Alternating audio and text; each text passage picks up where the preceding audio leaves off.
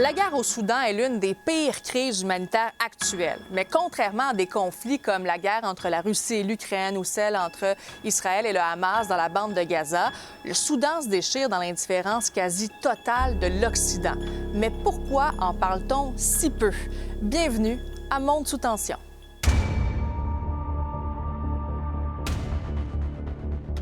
Le Soudan est un pays d'Afrique du Nord entouré de l'Égypte, de la Libye, du Tchad et de la mer Rouge. Il y a plus de 51 millions de personnes qui y habitent et sa capitale, c'est Khartoum. C'est l'un des pays les plus pauvres dans le monde. Il a été marqué par une série de conflits internes et de guerres civiles depuis son indépendance en 1956. The world has gained a new nation.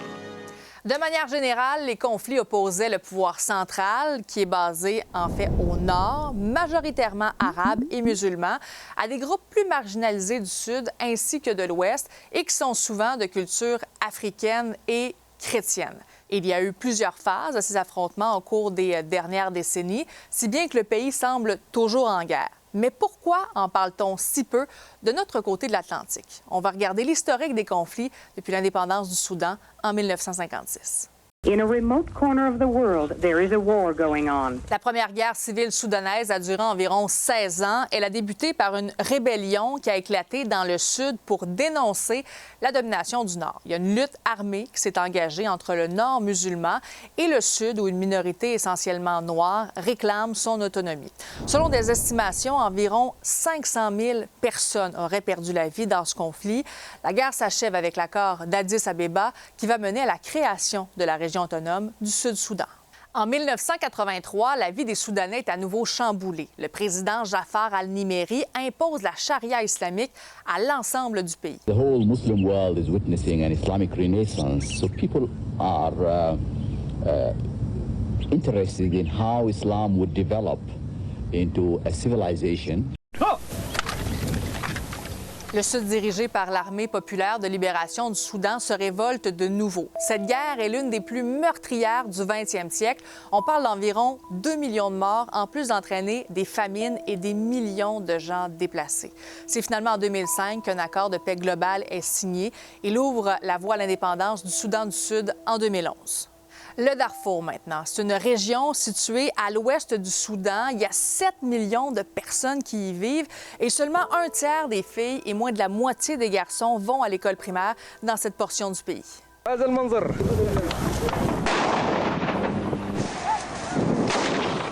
En 2003, des groupes rebelles se sont soulevés contre le gouvernement central. Alors, dans le fond, on a les tribus arabes dans lesquelles on retrouve les Janjaweeds. C'est un terme pour nommer les miliciens du Darfour.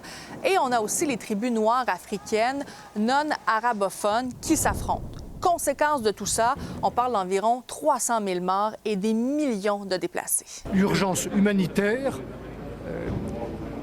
il faut apporter sur place du matériel, des vivres, ouvrir des couloirs d'approvisionnement, transporter du matériel. La Cour pénale internationale a d'ailleurs lancé un mandat d'arrêt contre le président Omar el-Béchir pour crimes contre l'humanité après cette guerre. Finalement, le 3 octobre 2020, il y a un accord de paix qui est signé entre 9 groupes rebelles soudanais, mais ça n'a pas marqué la fin des violences. Puis en avril 2023, il y a une autre guerre civile qui a éclaté au Soudan.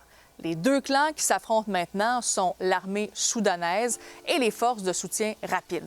Ce conflit a conduit à une crise humanitaire majeure.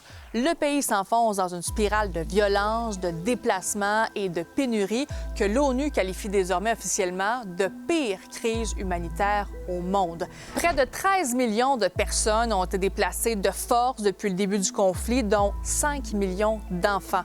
Les réfugiés soudanais se retrouvent maintenant à plusieurs endroits. In Egypt, in Chad, in Ethiopia, in Eritrea, in South Sudan, in Central African Republic. En plus, 17 millions d'enfants ne vont plus à l'école en raison de la guerre. Les maladies comme le choléra et le paludisme se propagent. Il y a 10 régions du Soudan qui vivent une famine. Il y a plus de 30 millions de personnes, soit près des 2 tiers de la population du pays, qui ont un besoin urgent d'aide humanitaire. Et plus ça change, plus c'est pareil. Il y a un reportage tourné en 1986 par une équipe de CTV News qui témoignait de la même réalité.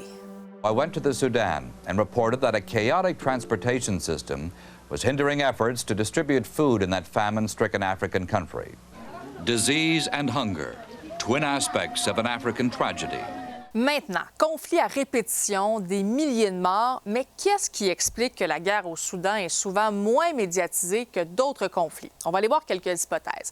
D'abord, la complexité des racines du conflit, parce que le pays est en guerre depuis sa naissance, donc depuis 1956, et pour les gens, la cause du conflit demeure difficile à comprendre. La difficulté d'avoir accès à de l'information aussi. La guerre civile est tellement dangereuse qu'il est difficile pour les journalistes d'aller au Soudan. D'ailleurs, le gouvernement canadien demande d'éviter tout voyage au Soudan en raison du conflit armé, des troubles civils et de l'instabilité de la situation sécuritaire. Il y a aussi le fait qu'il n'y a pas d'enjeu stratégique pour les grandes puissances. Donc, il n'y a aucun intérêt direct des États-Unis, de la Russie ou de la Chine, ce qui ne pousse pas la médiatisation ou une intervention.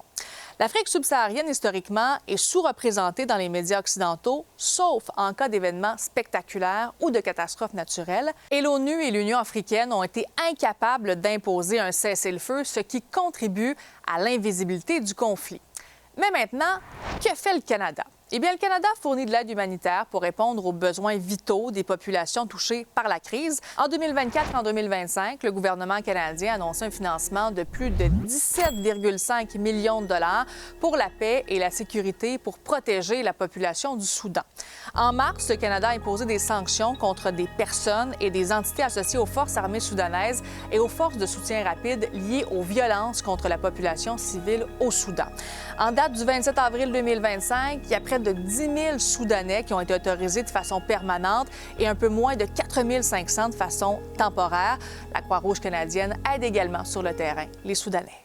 I am working alongside the Sudanese Red Crescent, who has been responding tirelessly for over 2 years now to the humanitarian crisis caused by the ongoing armed conflict in Sudan. L'ingérence étrangère fait aussi partie du conflit. En août 2025, le gouvernement du Soudan a accusé les Émirats arabes unis d'avoir financé des mercenaires colombiens pour qu'ils aillent se battre aux côtés d'un groupe armé local, les forces de soutien rapide. Alors même si la guerre au Soudan est l'une des pires crises humanitaires actuelles, le conflit demeure invisible pour une bonne partie du monde.